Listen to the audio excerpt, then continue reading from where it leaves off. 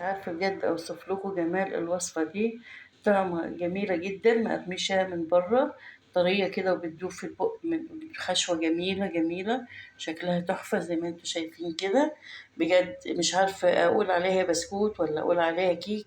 مش عارفة بصراحة، يعني الطعم خطير. أنا احترت فيها بصراحة، ما كنتش متخيلة إنها تطلع بالجمال والحلاوة دي. أتمنى إن انتوا تعملوها. وصفة سهلة جدا، مقادير بسيطة، طريقة بسيطة. يلا بينا نشوف هنعملها مع بعض ازاي. في مكوناتنا هنحط بيضتين كده بدرجة حرارة المطبخ. هنحط نص كوباية من السكر. هنحط نص معلقة من الفانيليا. وبعد ما ضفت نص كوباية من السكر وحطيت بيضتين بدرجة حرارة المطبخ ومعلقة صغيرة من الفانيليا، هضربهم كويس أوي في الخلاط. يعني دقيقتين 3، مش أقل من كده. وبعد ما ضربتهم ولونهم وصل للون ده كده، بالشكل ده كده بقى، هضيف نص كوباية كده من الزيت. كده بعد ما ضفت الزيت، نص كوباية من الزيت على البيضتين ونص كوباية من السكر والفانيليا، هضربهم بقى في الخلاط كويس قوي لغاية ما لونهم يبقى لون كريمي كده، لونه فاتح، وارجع لكم تاني. كده شايفين اللون لازم يوصل يفتح، يبقى اللون ده كده. بعد ما ضربناهم ووصل اللون اللي احنا عايزينه، نيجي بقى للمواد الخام. انا عندي كوبايتين هنا من الدقيق، نخلاهم كويس قوي. احط عليهم معلقة من البيكنج باودر.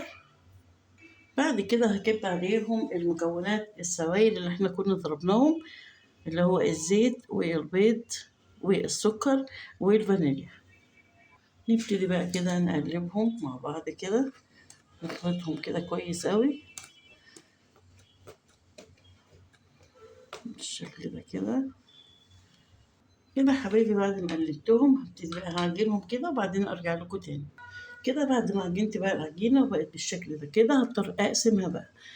انا عايزه اقسمها لنصين، نص هسيبه ابيض ونص هحط عليه كاكاو. فالوقت انا هقسمها بالنص واحط على النص التاني كاكاو ونسيب دي بيضه كده. وده شكلهم كده بعد ما قسمت العجينه بالنص، نص كاكاو ونص ابيض. هسيبهم بقى يرتاحوا ربع ساعه، بعد كده ارجع لكم تاني. ورجعت لكم بعد ما سبت العجينة ارتاحت 10 دقايق. دلوقتي أنا فردت العجينة اللي هي البيضة، وبعدين فردت العجينة اللي هي فيها الكاكاو.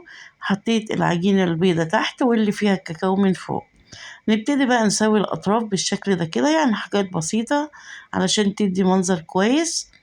تمام. بعد ما سويتها كده هبتدي بقى أفرد الطرف الأول، الطرف زي ما انتوا شايفين كده، هلفه رول. طبعا بيتلف بمنتهى السهولة، اللي هما الاتنين فوق بعض.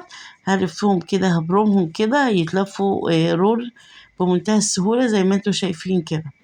هلفه لغاية نص العجينة بالظبط. تمام زي ما انتوا شايفين كده. هلف العجينة بقى واجيب الناحية التانية، واللي عملته في الطرف الأول هعمله في الطرف التاني. هلف رول بالشكل ده برضو، هيدينا الشكل ده كده. هدخله الفرن طبعا على درجة حرارة 180 وارجع له. وده شكلها حبايبي بعد ما طلعت من الفرن. هسيبها تبرد خالص، وبعد كده صوص الشوكولاتة هسقيه كده من فوق زي ما انتوا شايفين. هسقيها كلها، طبعا صوص الشوكولاتة يكون بارد. وبعد كده هجيب فول مجروش واحطه في النص زي ما انتوا شايفين برضو كده. لو انتوا حابين تحطوا جوز او اي نوع مكسرات تاني مفيش اي مشكلة، كله ينفع. تمام يا حبايبي، وصفتنا الجميلة خلصت. اللي ما خدتش وقت وما خدتش مجهود. اتمنى ان انتوا تجربوها. اشوفكم بخير في وصفة جديدة. الى اللقاء، باي باي.